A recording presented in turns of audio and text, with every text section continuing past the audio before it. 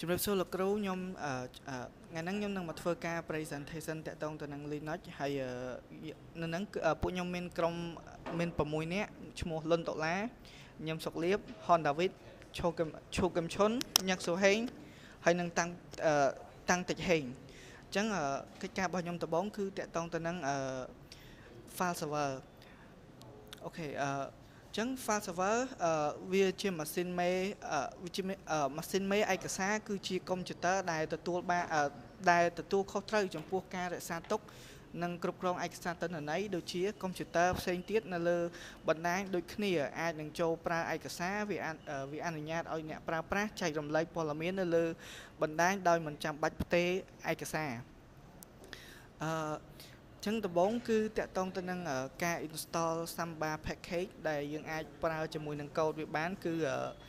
sudo apt install samba.y ចឹងនេះជាកូដដែលយើងដាក់ដើម្បី install ជាមួយនឹង Samba ហើយវិធីដែលយើងអាច enable ជាមួយនឹង firewall បានគឺយើងអាចប្រើជាមួយនឹងកូដមួយនេះដែលគេអានថា sudo ufw ហើយយើង enable វាបន្ទាប់មកយើងដាក់ថា sudo ufw allow samba ហើយបន្ទាប់មកយើងដាក់ថា sudo ufw status ហើយវានឹងចេញជាមួយនឹងផ្ទាំងមួយនេះដើម្បីឲ្យយើងមើលដែលវាបញ្ជាក់ថាយើងបាន enable ជាមួយនឹង firewall ហើយ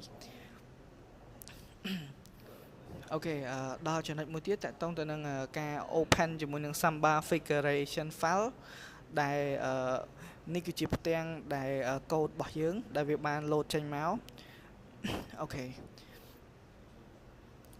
ហើយបន្ទាប់មកគឺយើងចូលមកដល់វិធីក្នុងការ create file public share ដែលនៅហ្នឹងគឺយើងអាចដាក់ជាមួយនឹង comment នៅខាងក្រោមបានដែលវាមានដូចជា comment ដែលវាស្មើនឹង no need username and password pass គឺយើងស្មើជាមួយនឹង Samba and public ហើយ browsable វាស្មើនឹង yes ហើយ writable ស្មើនឹង yes guess okay ស្មើនឹង yes ហើយនឹង read only ស្មើនឹង no ហើយដែលយើងអាចប្រើជាមួយនឹងយើងចង់ save ជាមួយនឹង comment ទាំងអស់ហ្នឹងបានដែលយើងចុចពាក្យថា control x ដើម្បី save ហើយនឹង y ដើម្បី yes ឬក៏ enter ដើម្បីចេញបន្ទាប់មកគឺតកតងទៅនឹងការ create ជាមួយនឹងfile public folder ដែលយើងអាចប្រើជាមួយនឹងកូដទាំង3នេះដែលយើងដាក់ថា sudo mkdir.p ស្មើយើងដាក់ជាមួយនឹង folder របស់យើង Samba ហើយ slash យើងដាក់ថា public ដែលវាជាឈ្មោះរបស់ folder របស់យើងហើយតទៅមកយើងដាក់ថា sudo chmod 7 3ដង Samba ហើយចូលទៅកាន់កន្លែង folder public របស់យើងហើយបន្ទាប់មកយើងវាពាក្យថា sudo systemic restart smdbd អូខេបន្ទាប់មកចូលដល់ចំណុចមួយទៀតគឺកន្លែងនេះខ្ញុំបញ្យល់ហើយតាបន្ទាប់មកយើងចូលមកដល់កន្លែង create file private folder ដែលយើងអាចប្រើជាមួយនឹង comment នៅខាងក្រោមបានដែលមានដូចជា sudo user add យើងដាក់ឈ្មោះរបស់យើងហើយបន្ទាប់មកយើងដាក់ថា sudo smb.wd.a ហើយដាក់ឈ្មោះរបស់យើងបន្តទៀតបន្ទាប់មកដែលយើងមានជាមួយនឹង password របស់យើងហើយយើង retype ជាមួយនឹង password របស់យើងហើយយើង add ជាមួយ user យើងចូលគេនឹងដាក់មកថា add ជាមួយ user យើងចូលបានហើយបន្ទាប់មកកន្លែងនេះគឺ sudo group add samba ដែលយើង add វាបានហើយបន្ទាប់មកយើងវាពាក្យថា sudo g password .a ហើយយើងដាក់ឈ្មោះរបស់យើងហើយយើងដាក់ Samba ពីខាងក្រោយហើយបន្ទាប់មកយើងអាចវាយកូដខាងក្រោមដូចជា sudo mkdir ដើម្បីបង្កើតជាមួយនឹង private folder របស់យើងហើយយើងដាក់វាដូចនៅខាងអ្វីដែលខ្ញុំបានប្រាប់អញ្ចឹងគឺយើងដាក់តាមហ្នឹងទៅវាមានជាមួយនឹងកូដ3ហ្នឹងអូខេបន្ទាប់មកយើងចូលមកដល់កន្លែងនេះគឺយើងដាក់ window R មួយមកហើយយើងដើរយើងចូលទៅកាន់ command ដែលយើងដាក់កន្លែងហ្នឹងគឺយើងដាក់ជាមួយនឹង backslash IP address ហើយយើងចូលកន្លែងមួយដាក់ថា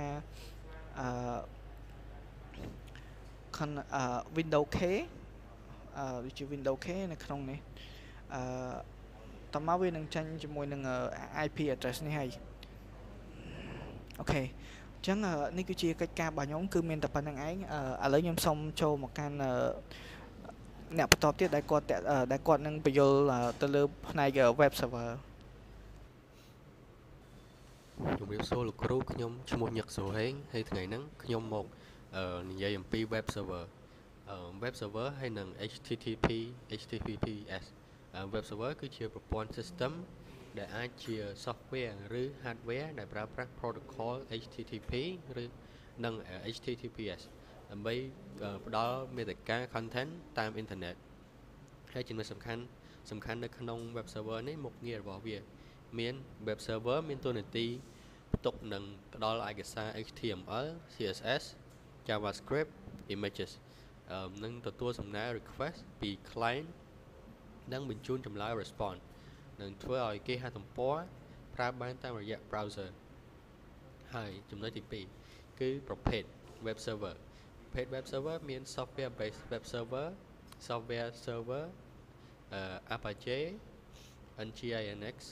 IIS Internet Information System និង Node.js ហើយនឹង hardware based web server ឬក៏ hardware server មាន machine server ដែលផ្ទុកនឹងផ្ដល់មាតិកា content និងទី3វិធីដំណើរការរបស់ web server ដោយវិធីដំណើរការរបស់វាទី1គឺដោយ client browser ដែលស្នើសុំ request អ្នកបញ្ចូល URL និង DNS resolution domain name ត្រូវបំលែងទៅជា IP address ហើយបន្តមកទី3គឺ server បំលែង request web server រកឯកសារឬបង្កើតមាតិកានិងទី4 response ត្រូវបញ្ជូនទៅ browser គេហទំព័របង្ហាញមាតិកានិងចំណែកទី4 static vs dynamic គេហទំព័រ static និង dynamic static website ផ្ដល់ឯកសារដែលបានរៀបចំរួច brochure site និង landing site និង landing page ដល់មក dynamic website គេហទំព័រ dynamic បង្ហាញមាតិកាប្រព័ន្ធដូចជាឧទាហរណ៍ Facebook YouTube និង e-commerce site ពីរធំ website server ត្រូវជាចាំបាច់អ្វីខ្លះ website server មានតួនាទីសំខាន់ដូចជាធ្វើឲ្យគេហទំព័រអាចមើលឃើញតាមអ៊ីនធឺណិតដោះស្រាយសំណើរបស់អ្នកប្រើប្រាស់ handling user request បង្កើតនិងមាតិកាដែលអាចផ្លាស់ប្ដូរ dynamic content និងធានាបាននៅសុវត្ថិភាពនិងទិន្នន័យ data security HTTPS អាចបម្រើអ្នកប្រើប្រាស់ច្រើនអ្នកនៅពេលតែមួយនិងផ្ដល់ទិន្នន័យទៅ mobile និង desktop app 3 How does web server work វិធីដំណើរការរបស់វាគឺ client browser និង mobile app ផ្ញើសារទៅ user server នៃទី2 DNS domain name system បំលែងវាទៅ URL ទៅជា IP address ហើយទី3 web server ដែលអាច Apache Nginx IIS ទទួលដោះស្រាយ HTTP request ហើយបន្តមក backend PHP Node.js Python និងផ្សេងទៀតដែលដំណើរការមានការផ្លាស់ប្ដូរ dynamic ដែលហៅថា dynamic content processing នៃទី5 database MySQL MongoDB PostgreSQL SQL ដែលទាញយកនិងរក្សាទុកទិន្នន័យដោយនេះជារបៀប install web server នៅក្នុង Linux ហើយទី1គឺការ update packages ហើយការ update packages យើងត្រូវ type sudo apt update នោះវានឹង update ឲ្យយើងហើយបន្តមកទី2គឺដល់យើង install Apache ដោយការ install នេះយើង type គេ sudo apt install apache 2 ហើយនឹង .y ទី3 start and run apache sudo systemctl start apache 2ដោយមួយទៀតយើង type sudo system CTL enable Apache 2 ហើយបើយើងចង់ check status វិញយើង type sudo system CTL status Apache 2នោះវានឹង check status ឲ្យយើងហើយបន្តមករបៀប test វាដោយរបៀប test វាយើងបើក browser Chrome Firefox អ្វីដែលយើងមានក្នុងនេះ browser ហ្នឹងបន្តមកយើងបញ្ចូលអាសយដ្ឋានដោយប្រើ local host ហ្នឹងសម្រាប់ server នៅលើម៉ាស៊ីនផ្ទាល់ខ្លួនហើយ HTTP ហើយបន្តមកយើងដាក់ system server IP របស់យើងដែលបំពេញ IP address របស់ server ហ្នឹងបន្តមកចេញជាលទ្ធផលដែលអ្នកជួបប្រទះបើសិនបើ Apache 2 Ubuntu default page បង្ហាញថាហ្នឹងនិយាយថា web server របស់អ្នកដំណើរការជោគជ័យហើយនោះវានឹង success តែបើសិនបើមាន error វាដាក់404ឬក៏ connection refuse អាហ្នឹងត្រូវការពិនិត្យមើលរបស់ server ឬក៏ firewall ខ្ញុំសួរលោកគ្រូខ្ញុំបានឈ្មោះជឿបញ្ឈុនចំណុចរបស់ខ្ញុំដែលនិយាយហ្នឹងគឺ DHCP server ដូចនេះគេហៅថា DHCP server DHCP server គឺជាសេវាកម្មបណ្ដាញដែលផ្ដល់អាសយដ្ឋាន IP ការកំណត់បណ្ដាញផ្សេងៗដូចជា subnet MAC default gateway និង DNS server ដោយស្វ័យប្រវត្តិទៅនៅឧបករណ៍ក្នុងបណ្ដាញវាធ្វើឲ្យការគ្រប់គ្រងបណ្ដាញនេះកាន់តែងាយស្រួលដោយបង្រួបការកំណត់ដៃនិងបញ្ហា IP ដូចជាន់គ្នាតមកទៀតផលសំខាន់របស់ DHCP server វាមាន5ចំណុចទី1គឺ automatic IP address ទី2 prevent IP conflicts ទី3 simplify network management ទី4 efficient IP address ទី5 security ទី1 automatic IP address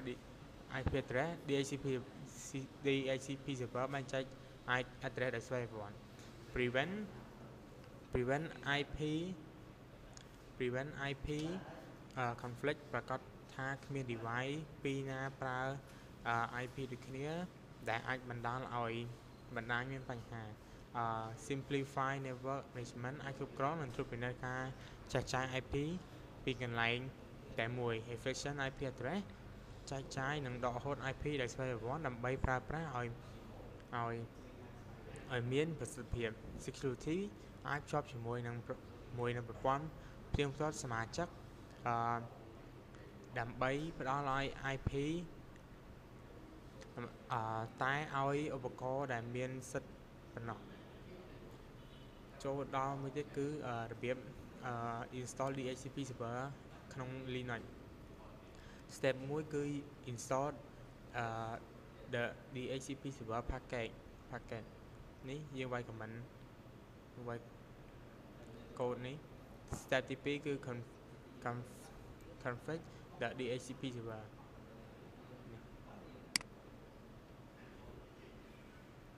យើងវាយតាមនេះ sudo nano step ទី3 assign the interface នេះ step ទី4 start and enable the DHCP server and ចំណុចទី5គឺ verify DHCP server ចំណុចរបស់ខ្ញុំមានតែប៉ុណ្្នឹងទេបន្ទាប់មកទៀតដល់ VPN server គឺជា server មួយដែលអនុញ្ញាតឲ្យ user remote ដោយមានសុវត្ថិភាពទៅកាន់ private network នៅក្នុង Linux server វាដំណើរការដោយប្រើ encrypt data ឲ្យមាន privacy និង security តើដំណើរការ VPN server ធ្វើការយ៉ាងដូចម្តេចclient connect to the VPN server encrypt the internet traffic data is transmit securely service descript data for access របៀប install VPN នៅក្នុង Linux server ទី1គឺ update system យើងប្រើ command sudo update or sudo apt upgrade step ទី2គឺរបៀប open install open VPN និង EC OSA យើងប្រើ command sudo apt install open VPN or ec.osa.y step ទី3គឺ set up the CA directory យើងប្រើ command make.ca directory or open vpn.ca or cd / open vpn.ca step ទី4របៀប config ec.osa variable យើងប្រើ command sudo nano step ទី5គឺរបៀប enable IP forward យើងប្រើ sudo simcall.v net.ip4 forward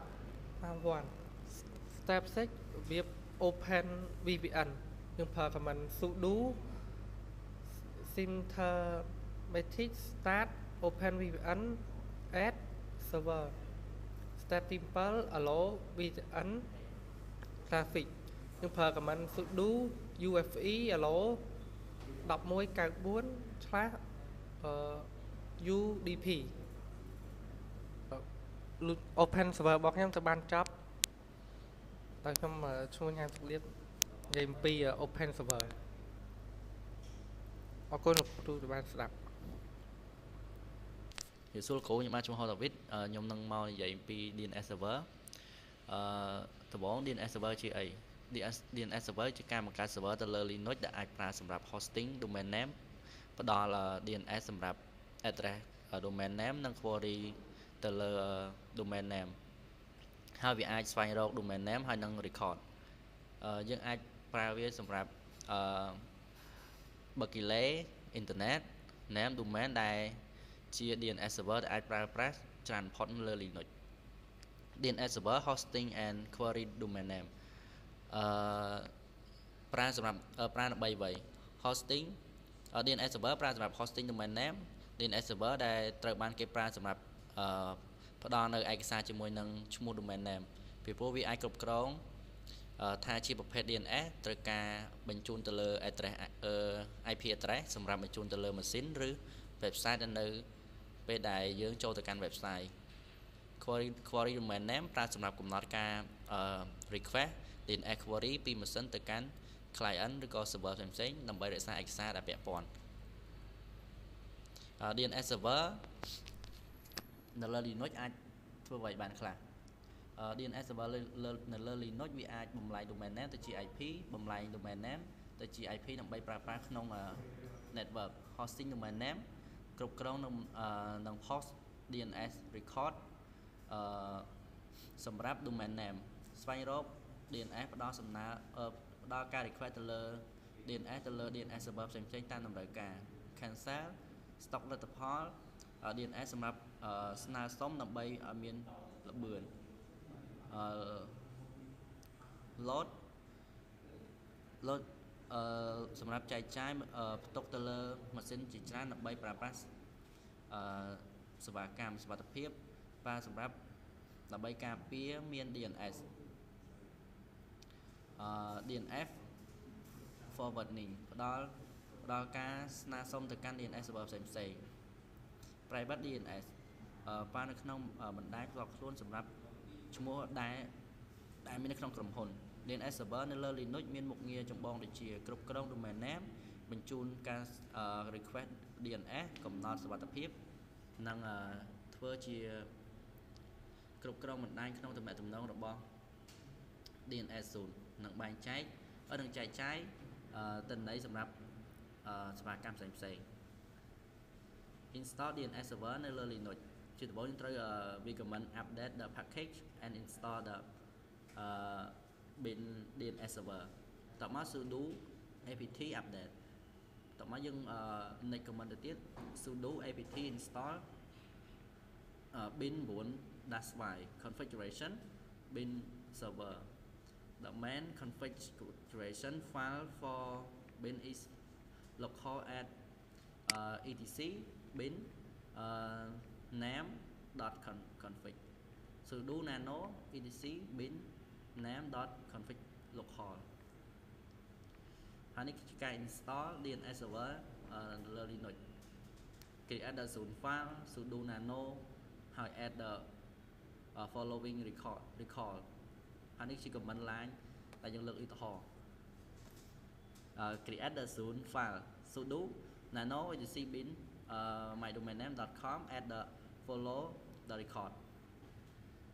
configuration for following edit the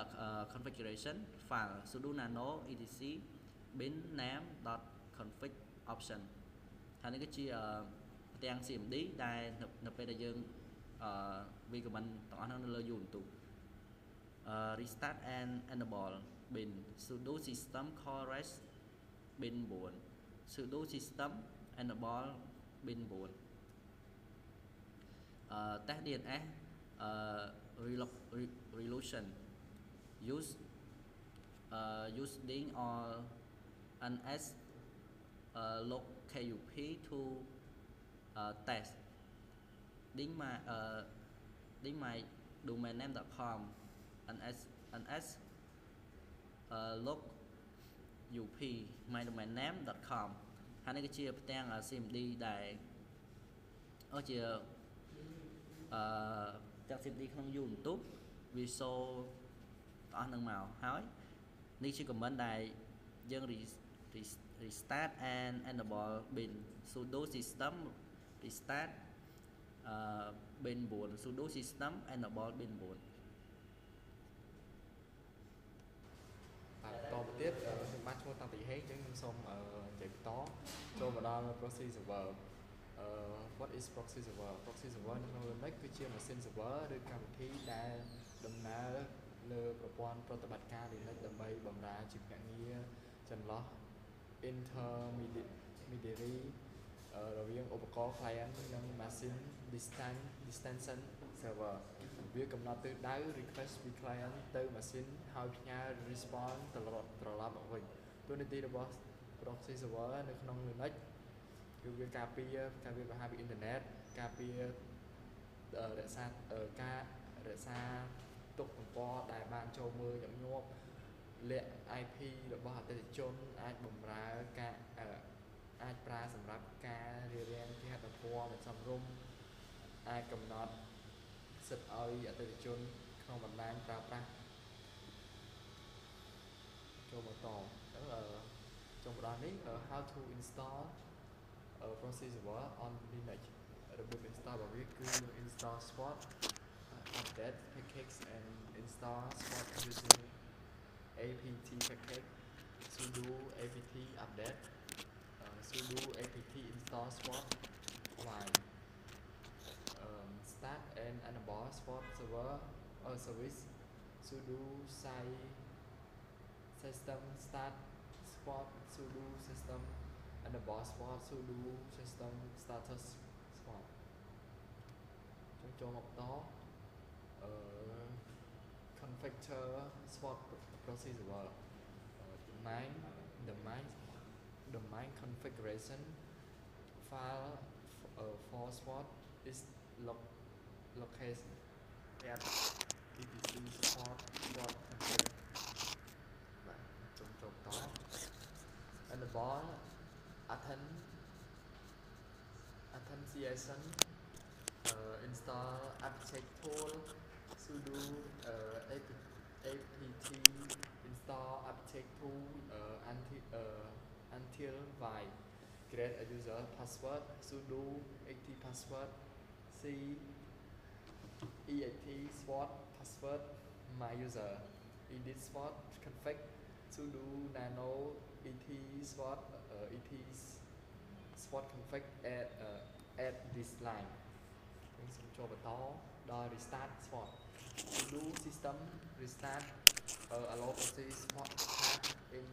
firewall sudo ufw allow to test both HTTP and HTTPS request trust your swat proxy. You can use the you can use following control command